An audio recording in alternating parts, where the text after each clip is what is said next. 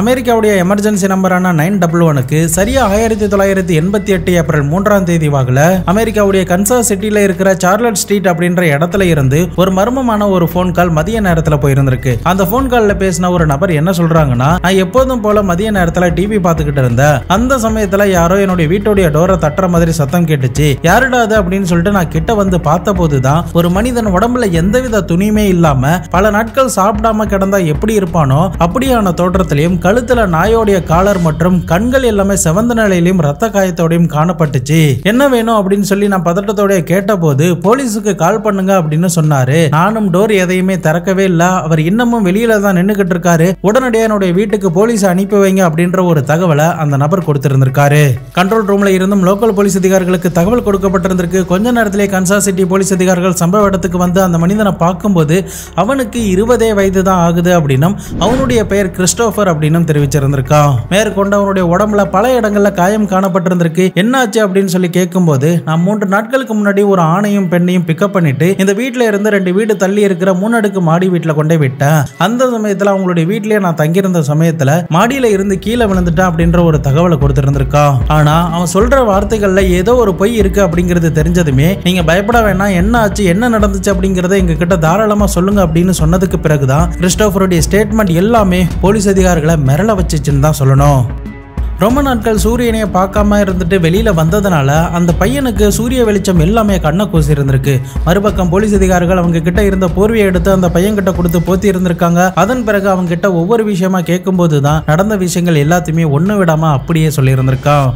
இந்த பையன் ஒரு மேல் பிராஸ்டிடியூட். ஆனா அவன் போலீஸ் கிட்ட இதை பத்தி எதையுமே தெரிவிக்கல. போலீஸ் அதிகாரிகள் இவனை பிடித்த 4 நாட்களுக்கு முன்னாடி மார்ச் 29, 1988 அந்த நாள்ல இவன் ஒரு இடத்துல நின்று கொண்டு இருந்ததாகவும் அந்த சமயத்துல ஒரு நபர் பிரவுன் கலர் டொயோட்டோ கார்ல வந்ததாகவும், அப்போ என்னுடைய வீட்டுல பார்ட்டி நடக்குது நீ வரியா அப்படின்னு சொல்லி என்கிட்ட கேட்டாரு. நானும் சரின்னு சொல்லிட்டு அவருடைய கார்ல போனேன். அந்த சமயத்துல அவருடைய 3 அடுக்கு மாடி வீட பார்த்ததும் ஒரு நல்ல இடம் தான் போல, நல்ல பார்ட்டி நடக்க போகுது அப்படின்னு தான் நான் நினைச்சேன். அந்த நபர் பாக்குறதுக்கு என்ன உயரமா இருந்தாரு. 5.10 அடி கிட்ட உயரம் இருந்தாரு. 40 வயதுக்கு மேல அவருக்கு இருக்கும். அதே சமயம் அவர் என்கிட்ட தன்னுடைய பெயர் பாப் அப்படின்னு சொல்லி அறிமுகப்படுத்திக்கிட்டாரு. நானும் அவரை நம்பி அவருடைய வீட்டுக்குள்ள நுழைந்தேன். அந்த சமயத்துல வீட்டுல பயங்கரமான ஒரு துர்நாற்றம் வீசுனுச்சு. அதாவது அந்த வீட்டுல 3-4 நாய்கள் கிட்ட இருந்திருக்கு. அந்த நாய்கள் எதுவுமே சரிவர குளிப்பாட்டாம அதோடைய யூரின் அதோடைய கழிவுகள் அப்படின்னு சொல்லிட்டு எல்லாமே அந்த வீட்டுக்குள்ள இருந்ததுனால இந்த கிறிஸ்டோபர் அந்த வீட்டுக்குள்ள நுழைந்ததுமே பயங்கரமான ஒரு துர்நாற்றம் வீசி இருந்திருக்கு. ஆனா அதை பத்தி பாப் கிட்ட கேட்கும்போது இந்த பாபா அந்த கிறிஸ்டோபர் பிரைசன் அப்படின்றவங்க கிட்ட என்ன சொல்றானா, நான் ஒரு ஆர்ட் ஸ்டூடெண்ட் அப்படின்னும் எனக்கு பண்டைய கால பொருட்களை கலெக்ட் பண்ணி வைக்கிறது ரொம்ப பிடிக்கும். அதனாலதான் இந்த இடத்துல ஸ்மெல் வருது அப்படின்னு சொல்லி சமாளிச்சிருந்திருக்கான். ஆனாலுமே கிறிஸ்டோபர் எதையுமே முகத்துல காட்டிக்காம தொடர்ந்து அவன் கூப்பிடுற இடங்களுக்கு போயிருந்திருக்கான். முதல் ஃப்ளோர்ல சாதாரணமான ஒரு வீடு மாதிரி இருந்திருக்கு. அதன் பிறகு ஒரு பெட்ரூம்ல இருக்கிற மாடிப்படி வழியா இவங்க 2வது ஃப்ளோர்ல இருக்கிற ஒரு ரூமுக்கு போயிருந்திருக்காங்க. அந்த ரூம்ல ஒரு டிவியும் ஒரு பெட் மட்டும் தான் இருந்திருக்கு. இந்த இடத்துல இந்த கிறிஸ்டோபர் நுழைந்ததுக்கு பிறகு அவனுடைய தலையில பயங்கரமா அந்த பாப் அடிச்சிருந்திருக்கான்.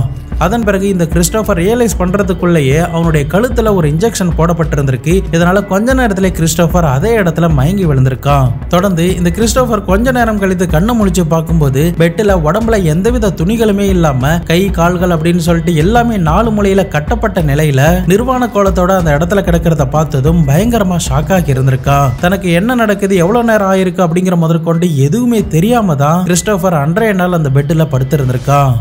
இவன் கண்ணை முழிச்சிட்டான் அப்படின்னு தெரிஞ்சதுமே பாபு உடனடியாக அந்த ரூம்குள்ள வந்திருக்கான். அப்போ அவனுடைய கழுத்துல நாயோடைய காலரை போட்டு கழுத்தை இருக்க நெரிக்க ஆரம்பிச்சிருக்கான். அது கூடவே அவனுக்கு போதை மருந்துகள்லாம் கொடுத்திருந்திருக்கான். இதனால உச்சக்கட்ட போதைக்கு இந்த கிறிஸ்டோபர் போயிருந்திருக்கான். அது கூடவே அவனுடைய நகங்களை பிடுங்கிறது அடிக்கிறது உதைக்கிறது அப்படின்னு சொல்லிட்டு பல சித்திரவதைகள் எல்லாமே பண்ணிக்கிட்டு வரான். அதே சமயம் இதை விட ஒரு கொடூரமான ஒரு விஷயம் என்னன்னா, அவனை பாலியல் ரீதியாகவும் துன்புறுத்த ஆரம்பிச்சிருக்கான். அந்த சமயத்துல ஒரு குறிப்பிட்ட நேரத்துக்குள்ள அதிகப்படியான அளவுக்கு கிறிஸ்டோபர் உடம்புல இருந்து அவனுடைய உயிரணுக்கள் வெளியேற்றப்பட்டதனால கொஞ்ச நேரத்திலே அவனுக்கு ஃபீவர் வர ஆரம்பிச்சிருக்கு. ஆனாலுமே அதை எதையுமே பொருட்படுத்தாம தொடர்ந்து அவனை அடிக்கிறது உதைக்கிறது அவனுடைய நகங்களை பிடுங்கிறது போதை ஊசி போட்டு விடுறது அப்படின்னு சொல்லிட்டு பல சித்திரவதைகள் அவனுக்கு கொடுத்துக்கிட்டே தான் இருந்திருக்கான். கிறிஸ்டோபருக்கு பாபோடைய பிடியில இருந்து தப்பிக்கவே முடியல. அவனுடைய கை கால்களும் இருக்க கட்டப்பட்டிருந்ததுனால அந்த இடத்துல இருந்து ஒரு இன்ச்சு கூட அசைய முடியாத அளவுக்கு தான் அவன் அந்த பெட்ல படுத்து இருந்திருக்கான். தொடர்ந்து அவனுடைய முகத்துல பில்லோலாம் போடப்பட்டிருந்திருக்கு. 3 நாட்கள் கிட்ட அவனுக்கு பாலியல் ரீதியான துன்புறுத்தல்கள்லாம் கொடுக்கப்படுது. அதே சமயம் ஒரு நாள் பில்லோவை எடுத்துட்டு கை கால்கள் எல்லாத்தையுமே அவுத்து விட்டு இருந்திருக்கான். அப்போ ஒரு கையை மட்டும் இரும்பு கட்டில கட்டி இருந்திருக்கான். அதே சமயம் அவனை முட்டி போட வைத்து அவனுடைய வீட்டுல இருக்கிற ப்ளீச்சிங் பவுடர் எடுத்து அவனுடைய கண்ணுலயே கொட்டி விட்டு இருந்திருக்கான். தொடர்ந்து இந்த கிறிஸ்டோபர் வலி தாங்க முடியாம துடிக்கிறத பார்த்துட்டு இந்த பாப் ரொம்பவே சந்தோஷப்பட்டு இருந்திருக்கான். அது எல்லாத்தையுமே தான் கிட்ட இருக்கிற கேமராவில் போட்டோ எடுத்துக்கிட்டே இருந்திருக்கான். அடுத்த கட்டமா அவனை ஒரு சேர்ல உட்கார வைத்து எலக்ட்ரிக் ஷாக்லாம் கொடுத்து பயங்கரமான முறையில துன்புறுத்திக்கிட்டே இருந்திருக்கான். இப்படியே 4 நாட்கள் கிட்ட இந்த சித்திரவதைகள் எல்லாத்தையுமே இந்த கிறிஸ்டோபருக்கு கொடுத்திருந்திருக்கான். அந்த சமயத்துல தான் சரியா ஏப்ரல் 3, 1988 வாக்குல பாப் தன்னுடைய காரை எடுத்துக்கிட்டு ஒரு வேலை விஷயமா வெளியில போறான். இதை தெரிஞ்சுக்கிட்ட இந்த கிறிஸ்டோபர் இந்த ரூம்ல இருந்து எப்படியாவது தப்பிச்சாகணும் அப்படிங்கிறதுக்காக அந்த ரூம்ல இருந்த ஒரு தீப்பெட்டியை எடுத்து தன்னுடைய கையில கட்டப்பட்டிருக்கிற கயிறை கொளுத்தி விட்டுட்டு தன்னை ரிலீஸ் பண்ணி கொள்ளவும் செய்யறான். அதன் பிறகு கிரவுண்ட் ஃப்ளோர் எப்படியுமே லாக் ஆயிருக்கும் அப்படின்னு சொல்லிட்டு செகண்ட் ஃப்ளோர்ல இருக்கிற விண்டோவை உடைச்சிட்டு அங்கிருந்து கீழே குதிச்சிருந்திருக்கா. உயிர் பயத்துல கை கால்கள்லாம் உடஞ்சிருந்தாலும் கூட அந்த வலிகள்லாம் பொறுத்து கொண்டுதான் இந்த கிறிஸ்டோபர் பக்கத்து வீட்டுக்கு வந்து போலீஸுக்கு கால் பண்ணுங்க அப்படின்ற ஒரு தகவலை கொடுத்திருந்திருக்கான். அதன் பிறகுதான் போலீஸ் அதிகாரிகள் கிறிஸ்டோபரை வந்து பார்த்திருந்திருக்காங்க. கிறிஸ்டோபர் கிட்ட இந்த ஸ்டேட்மெண்ட் எல்லாத்தையுமே வாங்கி இருந்திருக்காங்க. இவன் சொல்றது உண்மையா பொய்யா அப்படிங்கிறத போலீஸ் அதிகாரிகள் கண்டுபிடிச்சாகணும். அதே சமயம் கிறிஸ்டோபர் கடைசி வரைக்குமே தான் ஒரு ஆண் விபச்சாரி அப்படின்ற ஒரு விஷயத்த போலீஸ் அதிகாரிகள் கிட்ட சொல்லவே இல்லை. மறுபக்கம் போலீஸ் அதிகாரிகள் இந்த பாப் எப்ப வீட்டுக்கு வருவான் அப்படின்னு சொல்லிட்டு மறைஞ்சிருந்து காத்துக்கிட்டே இருந்திருக்காங்க. கொஞ்ச நேரத்திலே பாபா அந்த வீட்டுக்கும் வந்திருக்கான். தன்னுடைய காரை நிப்பாட்டிட்டு ஒரு பிளாக் கலர் ஜாக்கெட் அணிந்த நிலையில தன்னுடைய வீட்டுக்குள்ள நுழையும் போது போலீஸ் அதிகாரிகள் உடனடியாக அவனை கைது பண்றாங்க. உங்களுடைய வீட்டை நாங்கள் சர்ச் பண்ணோம், அதுக்கு உங்க அனுமதி வேணும் அப்படின்னு சொன்னபோது என்னுடைய வீட்டை நீங்க சர்ச் பண்ணக்கூடாது, எதா இருந்தாலும் என்னுடைய லாயர் கிட்ட பேசுங்க அப்படின்னு சொல்லி இருந்திருக்காரு. அதன் பிறகு உடனடியாக போலீஸ் அதிகாரிகள் பாபா கஸ்டடியில் எடுத்து விசாரிச்சிருந்திருக்காங்க. அப்போ அவனுடைய வீட்டை சோதனை பண்ணுவதற்கு உண்டான பர்மிஷனுக்காக காத்துக்கிட்டு இருந்திருக்காங்க. இறுதியா மறுநாள் பர்மிஷன்லாம் கிடைச்சதுக்கு பிறகு போலீஸ் அதிகாரிகள் இந்த பாபோடைய வீட்டுக்கு போகலாம் அப்படின்னு சொல்லி பிளான் பண்ணி இருந்திருக்காங்க. அந்த சமயத்தில் இந்த பாப் என்ன சொல்றானா, என்னுடைய வீட்டில் நாய்கள்லாம் இருக்கு, அந்த நாய்களை மட்டும் எந்தவித தொந்தரவும் பண்ணாதீங்க, மற்றபடி நீங்க வீட்டில் இருந்து என்ன வேணாலும் எடுத்துக்காங்க அப்படின்னு சொல்லி இருந்திருக்கான். தொடர்ந்து போலீஸ் அதிகாரிகள் அந்த வீட்டுக்குள்ள தங்களுடைய ஸ்குவாடை அழைத்து கொண்டு நுழைஞ்சிருந்திருக்காங்க. கிரவுண்ட் ஃப்ளோர்ல எந்தவித தடயங்களுமே இல்ல. அதன் பிறகு இந்த கிறிஸ்டோபர் சொன்னபடியே பெட்ரூம்ல இருக்கிற மாடிப்படி வழியா செகண்ட் ஃப்ளோருக்கு போயிருந்திருக்காங்க. அந்த சமயத்துல தான் கிறிஸ்டோபருடைய கைகால்கள் கட்டி இருந்த மாதிரியான தடயங்கள் எல்லாமே அந்த இடத்துல காணப்பட்டிருந்திருக்கு. கிறிஸ்டோபர் ஒரு கயிறை எரிச்சான்னு சொன்னால அதுவும் அந்த இடத்துல காணப்பட்டிருந்திருக்கு. ஜன்னல் உடைக்கப்பட்டிருந்திருக்கு. அந்த ரூம்ல ஒரு டிவி இருந்திருக்கு, பெட் இருந்திருக்கு. அதே சமயம் இன்னொரு ரூம்ல டார்ச்சர் பண்ணக்கூடிய ஒரு எக்யூப்மெண்ட்லாம் இருந்திருக்கு. அதே ஃப்ளோர்ல பாபோடைய இன்னொரு ரூமை செக் பண்ணிருக்காங்க. அதுல தான் எக்கச்சக்கமான போட்டோஸும் 6 பேருடைய ஐடி கார்டும் கிடைச்சிருந்திருக்கு. இந்த ஐடி கார்டு கூடவே நியூஸ் பேப்பர்ல அந்த 6 பேரும் காணாம போன ஆர்டிக்கல் எல்லாமே ஒரு டேபிள் மேல இருந்திருக்கு. அந்த ரூம்ல இருந்து கிடைச்ச போட்டோஸ்லாம் பார்க்கும்போது இவர்கள் அனைவரையுமே இவன் தான் கொலை பண்ணி இருந்திருக்கான். அப்படி இவர்களை கொலை பண்ணும்போது இந்த போட்டோஸ்லாம் இவனே தான் எடுத்திருக்கான் அப்படின்ற ஒரு விஷயம் அந்த போட்டோஸை பார்க்கும்போதே போலீஸ் அதிகாரிகளுக்கு தெரியுது. தொடர்ந்து அந்த ரூமில் இருந்த ஆடியோ டேப்பை மீட் எடுக்கிறாங்க, ஒரு நோட்ஸை மீட் எடுத்திருக்காங்க. அந்த நோட்ஸை பிரித்து படித்து பார்க்கும்போது இவர்கள் 6 பேருமே எந்தெந்த முறைகளில் சித்திரவதை பண்ணானோ அது எல்லாத்தையுமே அப்படியே எழுதி வச்சிருந்திருக்கான். அது கூடவே நிறைய நாயோடைய காலர் எல்லாம் அந்த இடத்துல இருந்து கிடைச்சிருந்திருக்கு. நிறைய டூல்ஸ் எல்லாத்தையுமே மீட் எடுத்திருக்காங்க. இது கூடவே 3 பேருடைய மண்டை ஓட்டையும் அந்த இடத்துல இருந்து மீட் எடுக்கிறாங்க. தொடர்ந்து அங்கே கிடைச்ச 3 மண்டை ஓட்டையும் மருத்துவர்களை வச்சு செக் பண்ணி பார்க்கும்போது அதில் 1 மட்டும் ஃபேக்கான மண்டை ஓடு அப்படின்னும் மீதம் இருக்கிற 2 மண்டை ஓடும் மனிதர்களுடைய மண்டை ஓடு அப்படின்னும் இந்த 2 மண்டை ஓட்டுக்கு சொந்தக்காரங்களுக்கும் 20 இருந்து 25 வயதுக்குள்ள தான் இருக்கும் அப்படின்னும் இதில் ஒருத்தர் ரீசெண்டாக தான் இறந்திருக்காரு அப்படின்ற ஒரு ஸ்டேட்மெண்ட்டை மருத்துவர்கள் கொடுத்திருந்திருக்காங்க. போலீஸ் அதிகாரிகள் இந்த அளவுக்கு கொடூரமான பாபா பத்தி பக்கத்து வீட்டுக்காரர்கள் கிட்ட எல்லாம் விசாரணை பண்ணும்போது அவர் ரொம்பவே அமைதியான ஆளு, யாருக்கிட்டையுமே அதிகமா பேச மாட்டாரு, ரொம்ப நல்ல மனுஷன் அப்படின்னு தான் நாங்க நினைச்சுக்கிட்டு இருந்தோம். ஆனா இப்படி ஒரு சீரியல் கில்லரா இருப்பாரு அப்படிங்கிறத நாங்க கனவுல கூட நினைச்சு பார்க்கல அப்படின்னு சொல்லி இருந்திருக்காங்க. தொடர்ந்து அந்த 6 பேருமே நீ எப்படி கடத்தின, இதெல்லாம் எதுக்காக பண்ண, எதனால் இப்படி கொலை பண்ண, தற்போதைக்கு அவங்களுடைய சடலங்கள்லாம் எங்க இருக்கு அப்படின்னு சொல்லி போலீஸ் அதிகாரிகள் விசாரணை பண்ணும்போது தான் பல திடுக்கிடும் தகவல்கள் எல்லாமே அவன் கொடுத்திருந்திருக்கான். தொடர்ந்து அவன் எதனால இதை பண்ணா, எந்த விஷயம் அவனை பண்ண வச்சது அப்படிங்கிறத ஒண்ணு விடாம அவன் சொல்லி இருந்திருக்கான். அது என்னென்ன அப்படிங்கிறத இப்போ நம்ம தெளிவா பார்த்தலாம். அமெரிக்காவில் இருக்கிற ஒகாயோவில் சரியா ஜனவரி 31, 1949 ராபர்ட் ஆண்ட்ரோ மற்றும் மேரி அப்படின்ற தம்பதியினருக்கு முதலாவதா பிறந்த மகன் தான் இந்த ராபர்ட் பெர்டல்லா.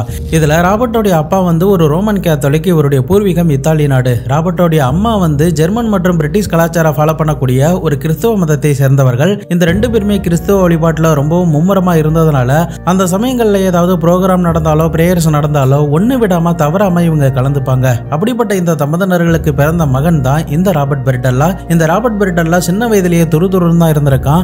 ஆனா நாட்கள் நகர நகர அவனுடைய உடம்புல சில குறைபாடுகள்லாம் ஏற்பட ஆரம்பிக்குது. கொஞ்ச நாட்கள்லயே அவனுக்கு பேச்சு குறைபாடு ஏற்பட்டிருந்திருக்கு. அதே சமயம் அவனுக்கு 5 வயது இருக்கும்போது கிட்ட பார்வை ரொம்பவே மோசமா இருந்ததுனால ஒரு தடிமனான கிளாஸ் போட வேண்டிய சூழ்நிலைக்கு தள்ளப்பட்டிருந்திருக்கான். என்னதான் இந்த ராபர்ட் பள்ளிக்கூடம் போனாலும் கூட இவனுடைய கண்ணாடியை பார்த்து சக சிறுவர்கள் எல்லாருமே இவனை கேலி கிண்டல்லாம் பண்ணி இருந்திருக்காங்க. இதனால ஸ்கூல்ல யாருக்கிட்டையுமே பேசாம ஒரு தனிமையிலேயே இருக்க ஆரம்பிக்கிறான். இந்த இடத்துல இருந்துதான் இவனுடைய தனிமையான பயணமும் தொடங்கி இருந்திருக்கு. இந்த ராபர்ட்டுக்கு 7 வயது இருக்கிற சமயத்துல தான் இவனுடைய தம்பியான டேனியல் பிறந்திருக்கான். டேனியல் பிறந்து கொஞ்ச நாட்களே வளர்ந்ததுக்கு பிறகு அவனையும் இந்த ராபர்ட்டையும் கம்பேர் பண்ண ஆரம்பிக்கிறாங்க. உன்னை விட சின்ன பையனா இருக்கான், நல்லா படிக்கிறான், ஸ்போர்ட்ஸ்லயும் நிறைய ஆக்டிவிட்டீஸ்ல ஈடுபடுறான், ஆனா நீ எதையுமே பண்ண மாட்டா அப்படின்னு சொல்லிட்டு அவங்களுடைய பெற்றோர்களை இவனை கார்னர் பண்ண ஆரம்பிச்சிருக்காங்க, கம்பாரிசன் பண்ண ஆரம்பிச்சிருக்காங்க. இதனால ராபர்ட்டுக்கு இந்த இடத்துல இருந்த தன்னுடைய குடும்பத்தார்கள் மேலேயும் பயங்கர ஆத்திரமும் மன உளைச்சலும் ஏற்பட்டு இருந்திருக்கு. ஆனா அதை எதையுமே வெளிக்காட்டிக்காம தொடர்ந்து அந்த சிறுவன் பள்ளிக்கூடம் தான் போய்கிட்டு இருந்திருக்கான். தொடர்ந்து இவனுடைய குடும்பத்தார்களை இவனை கம்பேர் பண்ணிக்கிட்டே இருக்கிறதுனால அந்த குடும்பத்துல ஏதாவது ஃபங்க்ஷன் வந்தாலோ அப்படி இல்லைன்னா அப்பா அம்மா எல்லாம் சேர்ந்து வெளியூர் போனா கூட நான் வரல அப்படின்னு ஓப்பனாவே சொல்லி இருந்திருக்கான். தன்னுடைய அப்பாவையும் எதிர்த்து பேசியிருந்திருக்கான். அப்படி ஒரு நாள் ஒரு பார்ட்டியில தன்னுடைய அப்பாவை எதிர்த்து பேசும்போது அவர் தன்னுடைய பெல்ட்டை எடுத்து இந்த ராபர்ட்டை எல்லார் முன்னாடியுமே பயங்கரமா அடிச்சிருந்திருக்காரு. இந்த இன்சிடென்ட்டுக்கு பிறகு இந்த ராபர்ட் தன்னுடைய மொத்த குடும்பத்தார்களுமே வெறுக்க ஆரம்பிச்சிருக்கான். அதே சமயம் பள்ளிக்கூடம் விட்டு வந்தாலும் வீட்டுக்கு போக அவனுக்கு பிடிக்கல அப்படின்னு சொல்லிட்டு ஒரு ரெஸ்டாரண்ட்ல பார்ட் டைமா வேலை பார்த்துக்கிட்டு இருந்திருக்கான். அதன் மூலியமா கிடைக்கிற பணத்தை வச்சு தன்னுடைய செலவுகளை இவன் தொடர்ந்து பார்த்துக்கிட்டே வந்திருக்கான். இப்படியே இந்த சிறுவனுடைய நாட்கள் நகர்ந்துகிட்டே போகுது. இறுதியா இவனுக்கு 16 வயது இருக்கிற சமயத்துல சரியா 1965 இந்த ராபர்ட்டோடைய அப்பா அம்மா தம்பி அப்படின்னு சொல்லிட்டு எல்லாருமே வெளியூருக்கு ஒரு கிறிஸ்துமஸ் பார்ட்டிக்காக ஒரு வீட்டுக்கு போயிருந்திருக்காங்க. அந்த சமயத்துல இவருடைய அப்பாவுக்கு அந்த பார்ட்டியில பயங்கரமான நெஞ்சு வலி ஏற்பட்டிருந்திருக்கு. கொஞ்ச நேரத்துல மயக்கம் போட்டு விழுந்திருக்காரு. இதனால உடனடியாக மருத்துவர்கள் கிட்ட கொண்டு போகும்போது அவர் செக் பண்ணி பார்த்துட்டு இவர் ஏற்கனவே ஹார்ட் அட்டாக்ல இறந்து போயிட்டாரு அப்படின்னு சொல்லி இருந்திருக்காரு. இதை கேட்டதுமே இந்த ராபர்ட்டோடைய அம்மாவுக்கு பயங்கர ஷாக்கிங்கா இருந்திருக்கு. இறந்து 2 நாட்கள் கழித்து வீட்டுக்கு ராபர்ட்டோடைய அப்பா கொண்டு வரப்படுறாரு. அந்த சமயத்துல ராபர்ட் தன்னுடைய பார்ட் டைம் ஜாப்லாம் முடிச்சதுக்கு பிறகு ஈவினிங்ல யதார்த்தமா வீட்டுக்கு வர சமயத்துல தான் அவனுடைய அப்பா இறந்து போயிட்டாங்க அப்படின்ற ஒரு விஷயமே அவனுக்கு தெரிஞ்சிருந்திருக்கு.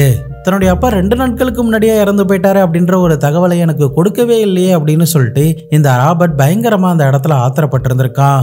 இறுதியா அந்த அப்பா அம்மாவுடைய இறுதி சடங்குல நடந்து முடிக்குது. இந்த ராபர்ட் மேற்கொண்டு எதையுமே படிக்காம அந்த ரெஸ்டாரண்ட்லயே முழு நேரமா வேலை பார்க்க ஆரம்பிச்சிருக்கான். இந்த சமயத்துல தான் ராபர்ட்டோடைய அம்மா மறுமணம் செஞ்சுக்கிட்டதுனால பயங்கரமான ஒரு ஆத்திரம் அவனுக்கு ஏற்பட ஆரம்பிக்குது. இதனால அந்த வீட்டை விட்டு இவன் வெளியேறி இருந்திருக்கான். நாட்கள் நகர நகர இந்த ராபர்ட்டுக்கு பண்டைய கால பொருட்கள் மேல ஆசை இருந்ததுனால ஆர்ட்ஸ் அண்ட் சயின்ஸ் பத்தி படிக்கலாம் அப்படின்னு சொல்லிட்டு ஒரு கல்வி நிறுவனத்துல அவனுக்கு 18 வயது இருக்கும்போது சேர்ந்து இருந்திருக்கான். அந்த யூனிவர்சிட்டியில சேர்ந்ததுக்கு பிறகுதான் அவனுடைய மொத்த மனநிலையுமே மாற ஆரம்பிச்சிருக்கு. ஒரு சாதாரண கோழி மற்றும் வாத்தை பார்த்துட்டு இதை சித்திரவதை பண்ணா எப்படி இருக்கும், சித்திரவதை பண்ணும்போது எப்படி கத்தும் அப்படின்னு சொல்லிட்டு தனக்குள்ளேயே கற்பனையில எண்ணி பார்த்துக்கிட்டே இருந்திருக்கான். இதனால தான் தங்கியிருக்கிற இடத்துக்கு அந்த கோழி மற்றும் வாத்தை ஒரு நாள் எடுத்துட்டு வந்து அந்த கோழியோடைய ரெக்கையை வெட்டுறது, உயிரோட இருக்கும் போதே அதோடைய கால்களை வெட்டி அதை துடிக்கிறத பார்த்து ரசிக்கிறது, கழுத்தை வெட்டி ரசிக்கிறது அப்படின்னு சொல்லிட்டு ஒரு மிருகத்தனமான சைக்கோத்தனமான ஒரு எண்ணம் அவனுக்குள்ள அப்பதான் தோணியே இருந்திருக்கு. ஒரு நாள் தன்னுடைய நண்பர்கள் முன்னாடியே அந்த வாத்தோடைய கழுத்தை அவன் வெட்டி காட்டினதாகவும் குற்றச்சாட்டுகள் எழுந்து இருந்திருக்கு. இதை விட ஒரு கொடூரமான ஒரு விஷயம் என்ன பண்ணி இருந்திருக்கானா, அவனுடைய யூனிவர்சிட்டியில இருந்த ஒரு நாய்க்குட்டியை தான் தங்கியிருக்கிற இடத்துக்கு கூட்டு வந்து அந்த நாய்க்குட்டியும் இதே மாதிரி சித்திரவதை பண்ணி இருந்திருக்கா.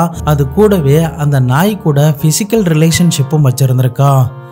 எந்த அளவுக்கு இவனுடைய மனநிலை மாறி இருக்கு அப்படிங்கிறத நீங்களே யோசிச்சு பாருங்க. அந்த நாயை அதோட மட்டும் விடாம அந்த நாயை கழுத்து எடுத்து கொலை பண்ணி இருந்திருக்கா. இந்த விஷயம் போலீஸ் அதிகாரிகளுக்கு தெரிஞ்சதும் அவனை கைது பண்ணி இருந்திருக்காங்க. 5 ஆண்டுகள் கிட்ட சிறை தண்டனையும் கொடுத்திருந்திருக்காங்க. தொடர்ந்து அவனுடைய 23வது வயதுல ஜெயில இருந்து வெளியில வந்திருக்கான். அதன் பிறகு தான் ஒரு செஃப் ஆகணும் அப்படின்னு சொல்லிட்டு அவன் ஏற்கனவே வேலை பார்த்துக்கிட்டு இருந்த ரெஸ்டாரண்ட்டுக்கே வேலைக்கு போயிருந்திருக்கான். இந்த சமயத்துல தான் அந்த ரெஸ்டாரண்ட்டுக்கு வரக்கூடிய நபர்கள் கிட்ட தான் ஒரு ஓரினை சேர்க்கையாளர் அப்படின்னு தன்னை அறிமுகப்படுத்தி இருந்திருக்கான். இவனுக்கு இப்படி ஒரு ஆசை வருவதற்கான காரணம் என்னன்னா, இவனுக்கு 16 வயது இருக்கிற சமயத்துல அதே ரெஸ்டாரண்ட்ல வேலை பார்க்கும்போது இவங்கிட்ட ஒரு ஆள் தவறா நடந்துக்க முயற்சி பண்ணி இருந்திருப்பான். அதுல இருந்துதான் கொஞ்ச நாட்கள்லயே இவன் ஓரினை சேர்க்கையாளரா மாறினதாகவும் சொல்லப்படுது. தொடர்ந்து தன்னுடைய 32 வயது வரைக்குமே குக்கிங்ல இருந்திருக்கான். அதன் பிறகு இந்த வேலை பிடிக்கல அப்படின்னு சொல்லிட்டு வெளியில வந்திருக்கான். மறுபடியும் பழங்கால பொருட்களை கலெக்ட் பண்ணணும் அப்படின்னு சொல்லிட்டு பூடான், பர்மா, வியட்நாம் போன்ற நாடுகளுக்கெல்லாம் டிராவல் பண்ணியிருந்திருக்கான். அந்த சமயத்துல தான் ஒரு பையன் மேல இவனுக்கு காதல் ஏற்பட்டு அந்த காதல் கொஞ்ச நாட்கள்லயே பிரேக்கப் ஆகியிருந்திருக்கு. தொடர்ந்து இந்த ராபர்ட் தான் சம்பாதிச்ச பணத்தை வச்சு சார்லட் ஸ்ட்ரீட் அப்படின்ற இடத்துல 3 அடுக்கு மாடி வீட்டை வாங்கியிருந்திருக்கான். தன்னுடைய குடும்பத்தார்களை பிரிந்து தன்னந்தனியா அந்த வீட்டில் தான் வாழ்ந்துகிட்டு இருந்திருக்கான்.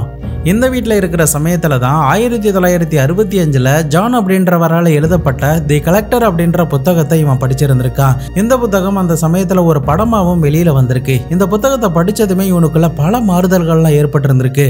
அப்படி அந்த புத்தகத்துல என்ன இருந்திருக்குன்னா, அதுல வர ஒரு கேரக்டர் பெண்களை மட்டும் தனியா கடத்தி கொண்டு, அதாவது மன்மதன் படத்துல எப்படி வருமோ அந்த மாதிரி அந்த பெண்களை கடத்தி கொண்டு ஒரு அண்டர் கிரவுண்ட்ல வச்சு அவங்கள சித்திரவதை பண்ணி கொலை பண்ணுவான். இந்த விஷயம் இவனுடைய மனதுக்குள்ள ஓடிக்கிட்டே இருக்கிறதுனால இவன் ஒரு ஓரின ஈர்ப்பாளர் அப்படிங்கிறதுனால இவனுடைய பார்வை முழுக்க முழுக்க ஆண்கள் மேலதான் போயிருந்திருக்கு. தொடர்ந்து இவன் அதே பகுதியில் பாப் பஜார் அப்படின்னு சொல்லிட்டு பழங்கால பொருட்களை விற்கக்கூடிய ஒரு ஸ்டோர் ஒன்று ஓபன் பண்ணி இருந்திருக்கான். அந்த கடையை கொஞ்ச நாட்கள்லயே அவன் க்ளோஸ் பண்ணி இருந்திருக்கான். இதன் பிறகுதான் ஆட்களை கடத்தலாம் அப்படின்னு சொல்லிட்டு அவனுக்கு ஒரு ஐடியா தோணி இருந்திருக்கு. இவன் தங்கியிருந்த ஏரியாவில் பெண்கள் சில பேர் விபச்சார தொழில்களில் ஈடுபட்டு இருந்திருக்காங்க. அதே மாதிரி இவனை மாதிரி ஓரின ஈர்ப்பாளர்கள்லாம் இருக்கிறதுனால ஆண்களும் சில பேர் ஆண்களுக்காகவே விபச்சார தொழில்களில் ஈடுபட்டு இருந்திருக்காங்க. அப்படிதான் 19 வயது நிறைந்த ஜெர்ரி அப்படின்ற ஆண் விபச்சாரிய சரியா ஜூலை 5, 1984 இந்த ராபர்ட் மீட் பண்ணி இருந்திருக்கான். இவன் நார்மலா எந்தவித சந்தேகமும் வராத அளவுக்கு இந்த ஜெர்ரியை தன்னுடைய வீட்டுக்கு கூப்பிட்டு வந்திருக்கான். அப்போ அவனுக்கு சில போதை மருந்துகள்லாம் கொடுத்துருந்துருக்கான். அந்த போதை இந்த ஜெர்ரிக்கு தலைக்கு எறியதுனால ஒரு கட்டத்துல மயக்கத்துக்கே போயிருந்திருக்கான். அதன் பிறகு பெட்டில படுக்க வச்சு அவனுடைய துணிகள் எல்லாத்தையுமே கழட்டி விட்டு அவனை பயங்கரமா அணுவா சித்திரவதை பண்ணியிருந்திருக்கான். எக்ஸாக்டா சொல்லணும்னா அவனுடைய நகங்களை உயிரோட இருக்கும் போதே பிடுங்கிறது, அவனுடைய தலைமுடியை பிடுங்கிறது, அவனுடைய மார்பக காம்பை கத்திரிக்கோளால வெட்டுறது போன்ற பல கொடூரங்கள் இந்த ஜெர்ரிக்கு நிகழ்த்தி இருந்திருக்கான். இது எல்லாத்தையுமே முடிச்சதுக்கு பிறகு ஒரு கட்டத்துல பேஸ்மெண்ட்டுக்கு அழைச்சிட்டு வந்து அவனை பிளாஸ்டிக் கவர் போட்டு அப்படியே கொலை பண்ணிடவும் செஞ்சிருந்திருக்கான். மேற்கொண்டு இவனுடைய ரத்தம் எங்கேயுமே சிந்திரக்கூடாது அப்படிங்கிறதுக்காக ஒரு பெரிய பாத்திரத்துல ஜெரியோடைய சடலத்தை உட்கார வைத்து அவனுடைய மணிக்கட்டை அறுத்து விட்டு இருந்திருக்கான். இதனால மொத்த ரத்தமும் அதுக்குள்ள ஃபில்டர் ஆனதுக்கு பிறகு அந்த சடலத்தை பேக் பண்ணியும் வைக்கிறான். தொடர்ந்து ஜெரியோடைய குடும்பத்தார்கள் ஜெரியை ஒரு பக்கம் தேடி இருந்திருக்காங்க. அந்த சமயத்துல போலீஸ் அதிகாரிகள் கிட்ட இந்த ராபர்ட் தான் கடைசியா கூப்பிட்டு போனா அப்படின்னு சொல்லிட்டு ஜெரியோடைய நண்பர்கள் சொல்லி இருந்திருக்காங்க. இதனால போலீஸ் அதிகாரிகள் ராபர்ட் கிட்ட வந்து விசாரணை பண்ணும்போது, நான் ஜெரியை வேற ஒரு இடத்துல இறக்கி விட்டுட்டு நான் வீட்டுக்கு வந்துட்டேன், அதன் பிறகு ஜெரியை பார்க்கல அப்படின்னு பக்காவா நடிச்சு இருந்திருக்கான். அடுத்ததா 1985 ஏப்ரல் மாதம் போல ராபர்ட் ஷெல்டன் அப்படின்ற 20 வயது இருந்த ஒரு நபர், இந்த ஷெல்டன் அப்படின்றவனும் ஒரு மேல் பிராஸ்டிடியூட் அப்படிங்கிறதுனால தாமாகவே இந்த ராபர்ட்டோடைய வீட்டுக்கு வந்து கேட்டிருந்திருக்கான். அந்த சமயத்துல இவனை நமக்கு யூஸ் பண்ணிக்கணும் அப்படின்னு சொல்லிட்டு ஜெர்ரிக்கு என்ன விதமான சித்திரவதைகள்லாம் கொடுத்தானோ அது எல்லாத்தையுமே இவனுக்கும் கொடுத்திருந்திருக்கான். இவன் ஒவ்வொரு ஆளை இப்படி பண்ணும்போது அவர்களுக்கு பாலியல் ரீதியான துன்புறுத்தல்களும் கொடுப்பான். அது கூடவே என்னென்ன விஷயங்கள் நடக்குது அப்படிங்கிற முதற்கொண்டு போட்டோ எடுத்துப்பான், வீடியோ எடுத்துப்பான், ஒரு நோட்ஸ்ல எழுதி வச்சுப்பான். இந்த ஷெல்டனை கொலை பண்ணதுக்கு பிறகு சரியா 2 மாதம் கழித்து ஒரு நாள் இந்த ராபர்ட் தன்னுடைய கார்டன்ல வேலை பார்த்துக்கிட்டு இருந்திருக்காரு. அந்த சமயத்துல பக்கத்து வீட்டு பையனான 20 வயது இருந்த மார்க் அப்படின்ற ஒரு பையன், நான் வேணும்னா உங்களுக்கு வந்து உதவி பண்றான் அப்படின்னு சொல்லிட்டு தன்னுடைய வீட்டுல இருக்கிற பெரிய கத்திரிக்கோலை எடுத்துட்டு வந்திருக்கான். அந்த சமயத்துல இவனை தனக்கு பயன்படுத்திக்கணும் அப்படின்னு சொல்லிட்டு அவன் எடுத்துட்டு வந்த செடிகளை வெட்டக்கூடிய பெரிய கத்திரிக்கோலை வீட்டுல ஒளிச்சு வச்சுட்டு வந்திருக்கான் இந்த ராபர்ட். அதன் பிறகு வேலைகள்லாம் முடிந்ததுக்கு பிறகு அந்த மார்க் என்னுடைய கத்திரிக்கோலை காணுமே அப்படின்னு சொல்லி தேடி பார்த்த போதுதான், நான் வீட்டுக்கு அடிக்கடி உள்ளெல்லாம் போயிட்டு வந்தேன், அதனால வீட்டுக்குள்ள வச்சிருப்பான் அப்படின்னு சொல்லிட்டு அவன்கிட்ட லாபகமா பேசி அவனை வீட்டுக்குள்ளேயே மலைச்சிட்டு போயிருந்திருக்கான்.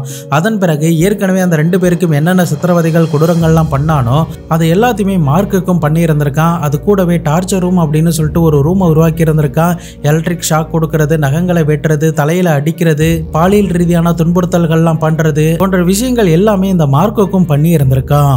மூன்றாவதா அதே வருடத்துல செப்டம்பர் மாதம் போல ஜேம்ஸ் அப்படின்ற 20 வயது பையன், அடுத்த வருடம் 1986 ஜூன் மாதம் போல ஸ்டோப்ஸ் அப்படின்ற ஒரு பையன், அதற்கு அடுத்த வருடம் 1987 லாரி அப்படின்ற ஒரு பையன் அப்படின்னு சொல்லிட்டு இப்படி 6 பேரையும் கடத்தி அவர்கள் அனைவருக்குமே ஒரே மாதிரியான சித்திரவதைகளை தான் கொடுத்திருந்திருக்கான். 6 பேருடைய வழக்கிலையும் காணாம போயிட்டாங்க அப்படின்னு சொல்லிட்டு போலீஸ் அதிகாரிகள் வந்து விசாரணை பண்ண போது இவன் ஈஸியா அதுல இருந்து தப்பிச்சு இருந்திருக்கான். இறுதியா தான் கிறிஸ்டோபர் அப்படின்ற ஒரு பையனை கடத்தினதாகவும் அவன் இப்ப தப்பிச்சு போயிட்டான் அப்படின்ற ஒரு தகவலை போலீஸ் அதிகாரிகள் கிட்ட சொல்லி இருந்திருக்கான். மேற்கொண்டு போலீஸ் அதிகாரிகள் கிட்ட என்ன சொல்லி இருந்திருக்கானா, இவனால கடத்தப்பட்ட அந்த 6 பேரையும் சித்திரவதை பண்ணி கொலை பண்ணதுக்கு பிறகு அவங்களுடைய சடலத்தை நான் எங்கேயுமே டிஸ்போஸ் பண்ண மாட்டேன், தலையை மட்டும் தனியா வெட்டிட்டு துண்டு துண்டா அவங்களுடைய உடம்பை பீஸ் போட்டு என்னுடைய நாய்களுக்கே ஃபீட் பண்ணிடுவேன். அதன் பிறகு அவங்களுடைய மண்டை ஓட்டை மட்டும் என்னுடைய கார்டன்லயே போய் புதைச்சிட்டு வந்துடுவேன். 3 பேருடைய மண்டை ஓட்டை மட்டும் தோண்டி எடுத்துட்டு வந்து என்னுடைய கபோர்ட்ல வச்சிருக்கேன். எதனால இந்த 3 பேருடைய மண்டை ஓட்டை மட்டும் எடுத்துட்டு வந்து அப்படின்னு சொல்லி கேட்கும்போது, நான் அப்பப்போ அதெல்லாம் பார்த்து ரசிப்பேன் அப்படின்னு ரொம்பவே வினோதமா அவன் சொல்லி இருந்திருக்கான். தொடர்ந்து போலீஸ் அதிகாரிகள் இறந்து போன அந்த 6 பேருடைய மண்டை ஓட்டையும் மீட்டு எடுத்திருக்காங்க. வீட்டில் இருந்த போட்டோஸ், 6 பேருடைய டீட்டெயில்ஸ், ஐடி கார்டு அப்படிங்கிற முதற்கொண்டு எல்லாத்தையுமே மீட்டெடுத்து இவனுக்கு எதிராக இருக்கிற ஆதாரங்களையும் கோர்ட்டில் தாக்கல் பண்ணி இவனுக்கு எதிராக இருக்கிற சார்ஜ் ஷீட்டும் ஃபைல் பண்ணி இருந்திருக்காங்க. நீதிமன்றமும் இவனை விசாரணை பண்ணி முடிச்சதுக்கு பிறகு இவனுக்கு ஆயுள் தண்டனையும் பரோலே இல்லாம கொடுத்திருந்திருக்காங்க. தொடர்ந்து ஜெயிலில் இவன் தண்டனைகள் அனுபவிச்சுக்கிட்டு வரும்போது சரியா 1992 மாரடைப்பு காரணமா ஜெயிலே இறந்து போயிருந்திருக்கான். அந்த சமயத்துல ஒரு லெட்டர் ஒன்று எழுதி வச்சிருந்திருக்கான். அந்த லெட்டர்ல என்ன இருந்திருக்குன்னா, எனக்கு அடிக்கடி மாரடைப்பு வந்தது பத்தி போலீஸ் அதிகாரிகளுக்கு தெரியும், ஆனா அவர்கள் அதை பெருசா கண்டுக்காம எனக்கு எந்த ஒரு ட்ரீட்மெண்ட்டுமே கொடுக்கல அப்படின்ற மாதிரியான வார்த்தைகள் எல்லாமே அந்த லெட்டர்ல இடம்பெற்று இருந்திருக்கு. ஒரு குழந்தைக்கு சின்ன வயதில் அவங்க அப்பா அம்மாவுடைய அரவணைப்பு எந்த அளவுக்கு முக்கியத்துவம் வாய்ந்தது அப்படிங்கிறத நிச்சயம் இவனுடைய கதை நமக்கு எடுத்துரைக்கும் அப்படிங்கிறத நான் நம்புகிறேன். சின்ன வயதிலேயே அவனுக்கு கிடைக்காத அந்த அன்பும் அவனை கார்னர் பண்ணிக்கிட்டே இருந்ததுனால தான் இப்படிப்பட்ட ஒரு மனநிலைக்கு தள்ளப்பட்டிருந்திருக்கான். இந்த மாதிரி எந்த ஒரு குழந்தைகளும் பாதிச்சு நாளை பின்ன ராபர்ட் மாதிரி யாரும் உருவாகிடக்கூடாது அப்படிங்கிறதுக்காக தான் இந்த ஒரு பதிவு. முடிந்த அளவுக்கு உங்களுடைய பிள்ளைகள் கிட்ட அன்பா இருக்க பாருங்க. எந்த ஒரு கம்பேரிசனும் பண்ணாம அவர்களுக்கு என்ன வருதோ அதை மட்டுமே செய்ய வைத்து அழகு பார்ப்பது ரொம்பவே நல்லதுன்னு தான் நான் சொல்லுவேன். நீங்க இந்த ராபர்ட்டோடைய கதையை பத்தி என்ன நினைக்கிறீங்க அப்படிங்கிறதையும், இந்த ராபர்ட்டோடைய மனநிலையை பத்தி என்ன நினைக்கிறீங்க அப்படிங்கிறதையும், இந்த வீடியோவுக்கு 5க்கு எவ்வளவு ஸ்டார் கொடுப்பீங்க அப்படிங்கிறதையும் மறக்காம கமெண்ட் பாக்ஸ்ல சொல்லுங்க. இதை பத்தி உங்களுடைய நண்பர்களும் தெரிஞ்சுக்கணும் அப்படின்னு நீங்க ஆசைப்பட்டீங்கன்னா அவர்களுக்கும் ஷேர் பண்ணி விடுங்க. நாளை மறுநாள் வேற ஒரு கிரைம் கேஸோட வேற ஒரு வீடியோல உங்களை வந்து சந்திக்கிறேன். அது வரைக்கும் உங்களிடமிருந்து விடைபெறுவது உங்கள் பாபு சங்கர்.